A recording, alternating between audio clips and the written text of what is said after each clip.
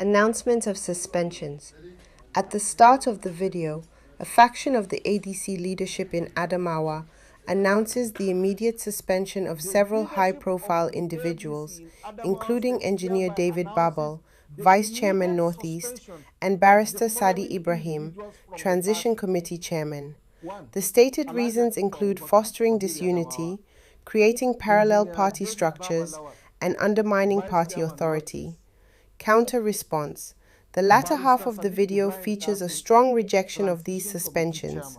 The speaker argues that the individuals who announced the suspensions lack the legal standing and authority to do so. Specifically, the speaker notes that the suspension cannot apply to prominent figures such as former Vice President Atiku Abubakar and former Secretary to the Government of the Federation, Babachir Lawal. Procedural illegitimacy.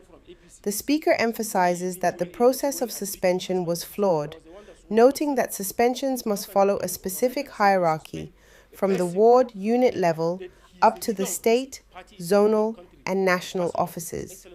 Consequently, the speaker dismisses the announcement as illegitimate and a caricature of party processes. Suspension does not hold water because for a person of the standing of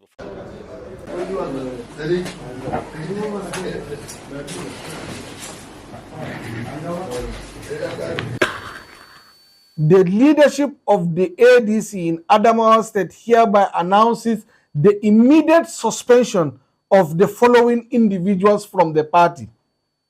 1. Alhaji Atiku Abubakar, Waziri Adamawa.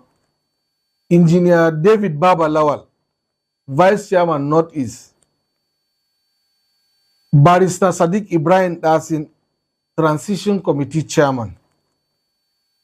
Those individuals are suspended for their roles in fostering disunity, creating parallel structure, undermining law authority, and disregarding a subsiding court order. This action is taken in the best interest of the party to restore order, protect its dignity, and reaffirm our commitment to democratic values. They can't take it serious. It doesn't have any it doesn't have any power to do that. It doesn't have it. In fact, he did not resign from APC when he even joined ADC, when I picked him as my deputy. I was the one that sworn him as my deputy.